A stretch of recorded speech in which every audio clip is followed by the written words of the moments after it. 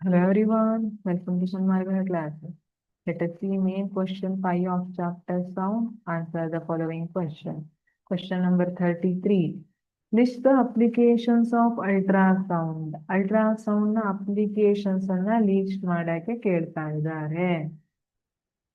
Ultrasound is generally used to clean parts located in hard to reach places. Ultrasound ಅಂದ್ರೆ ಏನು ಅಂತ ಗೊತ್ತಿದೆ ಅಲ್ಲ?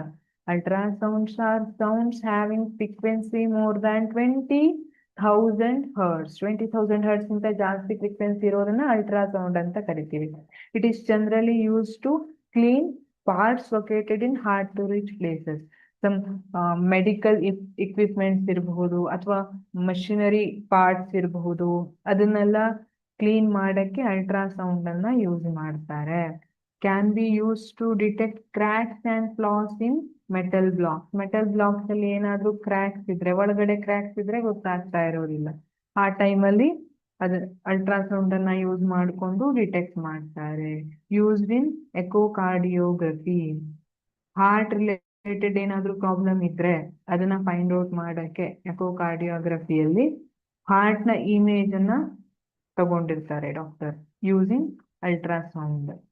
Used in ultrasonography techniques. ಅಲ್ಟ್ರಾಸೋನೋಗ್ರಫಿಯಿಂದ ಯುಟರಸ್ ಇರಬಹುದು, ಕಿಡ್ನಿ, ಗಾಲ್ ಬ್ಲಾಡರ್ ಇದ್ರದ್ದೆಲ್ಲ ಇಮೇಜ್ ಅನ್ನ ತಗೊಳ್ತಾರೆ ಡಾಕ್ಟರ್. ಸೊ ಕಿಡ್ನಿ ಸ್ಟೋನ್ ಎಲ್ಲ ಆಗಿದ್ರೆ ಗೊತ್ತಾಗಿರುತ್ತೆ.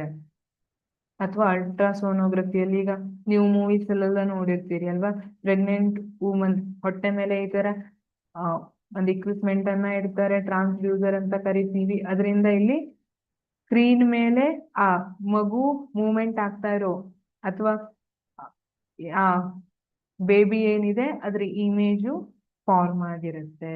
ಈ ರೀತಿಯಾಗಿ ಅಲ್ಟ್ರಾಸೌಂಡ್ ಅಪ್ಲಿಕೇಶನ್ಸ್ ಇರುತ್ತೆ. Thank you.